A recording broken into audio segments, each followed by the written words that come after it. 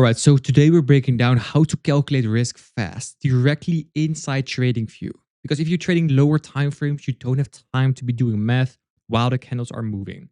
Every second you waste is a potential missed entry or a sloppy position size. We're keeping this simple, we're keeping this efficient, so let's get right into it. We're gonna discuss two simple and fast strategies. I'm going to make it very simple. What you do is, let's say we're going to take the trade from the 1 minute time frame. And no, I'm not going to take a live trade because it's now end of London session. I trade the New York session mainly. So let's say this is going to be the trade, one to three. If this is the trade and I want to execute, I'm going to click on this, on the markup, right click, and then you have this list and you need to create limit order. And this will appear. Like a little window with all this information. Sometimes it's appearing here. Sometimes it's like a box like this. There's limit, there's market, there's stop limit. What you only need to know is limit and market. Limit order you plan a trade. So once the trade is there, then you take it. Market order is a direct order, so you are directly in the trade. For the preparations, what we do here is do limit order. So I'm going to remove it again one more time. Right click, create limit order. You're on limit. And then because you did right click on this markup, the stop loss and the take profit points here are already filled in for you. So there's a take profit trade here on 24,600.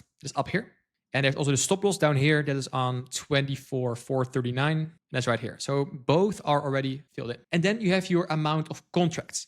In futures trading, you have two types of contracts. There's minis and micros. Mini is big, micro is small. I always do micros, the smallest one. If you know that one mini is 10 micros, that means if you need a certain amount of stop loss ticks, together with a certain amount of risk. So let's say I'm risking 1% on this $1,500 account. I can be very specific because I use micros. I'm way more flexible. So always use micros. Don't have people say like, no, you need to do minis because it's way cooler. It's exactly the same. Because if I want to do one mini, but I want to do a little bit specific on my risk management and I need 1.2 mini, for example, it's impossible. So instead of 1.2 mini, you just do 12 micros and you can be way more specific with your entries. So right click, create limit order, and I want $1,500 risk on this trade.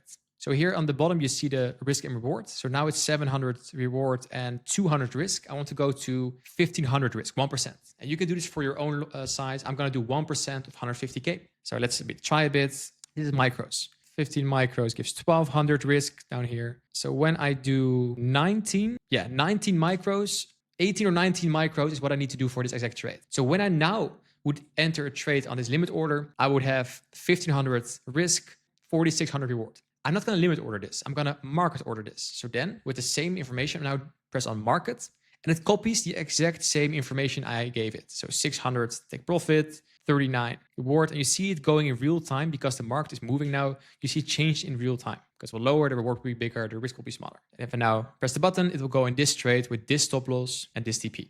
That's how we execute. So you are used on your MetaTrader that you open your trade and then you can put your lot size right here and mess around with the limit orders. You do exactly the same now on a TradingView dashboard. And then you press the trade. Well, now you see that this trade would not be right, but when you have your entry model and you're good to go, then you can press the button and take your trade. And just mess around here. So maybe it's not 90, maybe it's going to be 18. Let's go to the limit. So for example, if I want to risk 500 on this trade, I test with 1 micro.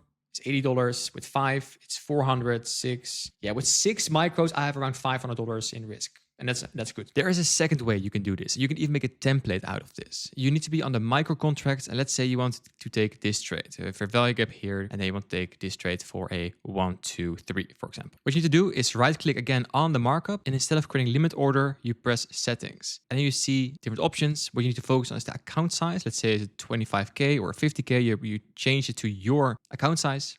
Lot size, keep it on 1. And the risk size, what you risk, usually I risk 1%. Let's say I risk 1% of 25K and I'm leaving the rest the same. You can make a template. You can press here and then save as and do 250 because that's the risk you're shooting. I already saved this. And when I press OK, then you see when I take this trade with 250 risk, you see quantity is 5 right here.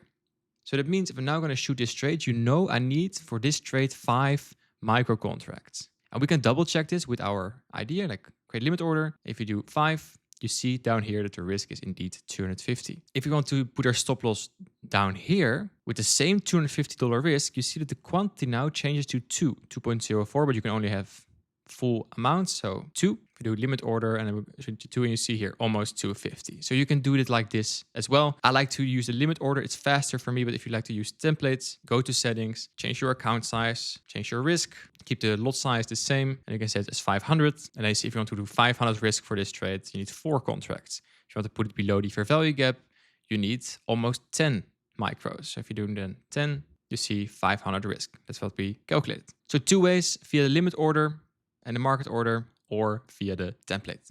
If you now do this and you see a very big number, so instead of 400, you see like 4,000, you're probably on a mini contract. So you need to change the micros. And here on the right side of the screen, you see MNQ and you see NQM. There's different variations. And to make it easy, if you trade NASDAQ, it's the same as the futures contract is NQM. 2026 right now. US 100 is the same. NQM is the same. And what you can do here is if you press the plus icon here, and it gives you the available things. So if you do, for example, NASDAQ, NQ, it gives you a lot of different NASDAQ ones. But here's a nice trick, because you need to trade via TradingView. So you can toggle this on, TradingView, and it shows you the only available pairs for the exact NASDAQ one. So NASDAQ here and this one. So you can add this. And you also see here MNQ. So if you press the plus icon, you will see NQ1 right here. This is the mini one, the big one. But we already said, like, I like to trade the micros because more flexible. And it is micro NQ. You see NQ1 and MNQ1. This is the normal one, this is the micro one. They're exactly the same. Keep in mind, between the NASDAQ, NQM, US 100, the chart will look the same, but the numbers can be a little bit different. Not sure why, that's how it is. I would say the futures contract is always leading. So just use the one you get from TradingView. So just do this, TradingView. Same if you want to trade the ES, so that means SP 500. You have ES, that's the big one, that's the minis. And you have M, that's the micro. And you see it already here, also in the text here, micro ES. Same for Dow Jones, YM, or the DAX, the German index. Or if you want to trade the dollar pairs, you can just go to this list and see what you can do. If you, for example, want to trade the euro dollar, you can do the euro futures. And you have euro dollar here on a futures contract. So that is how you execute it.